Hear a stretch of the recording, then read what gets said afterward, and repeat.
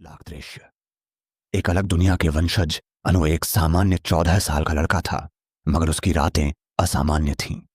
हर रात उसे एक अजीब सपना आता। एक जंगल जो जमीन पर नहीं आसमान में था। पेड़ चमकते थे, नदियां हवा में बहती थीं और सब कुछ बोल रहा था बिना शब्दों के। उसे लगता जैसे कोई उसे बुला रहा हो।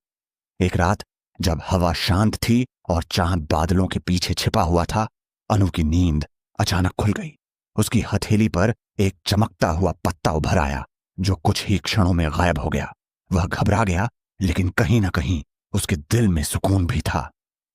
अगले दिन उसने स्कूल की लाइब्रेरी में एक किताब ढूंढ निकाली, भूले हुए पृथ्वी के मूल।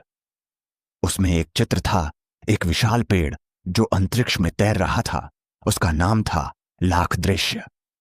तभी उसे समझ में आया कि वह दुनिया जिससे वह सपने में जुड़ रहा था, असल में पृथ्वी की माता है।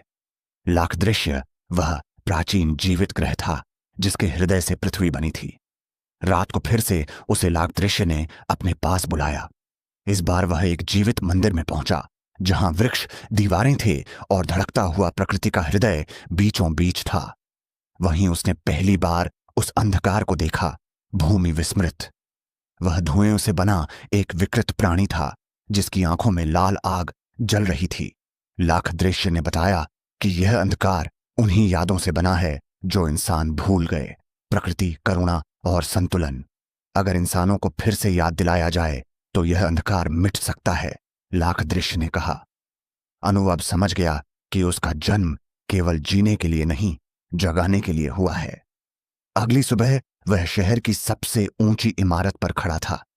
नीचे ट्रैफिक, धुआं, भाग दौड़, मगर हवा में उसे लाख दृश्य की वही हल्की सी पुकार सुनाई दी। उसकी हथेली पर फिर से पत्ता चमका और अब की बार वह थमा नहीं, तेज होता गया। वहीं कहीं दूसरी ओर उसकी कक्षा में बैठी एक लड़की, जिया, अपने नोटबुक में वही पत्ता आकृति बना रही थी। वह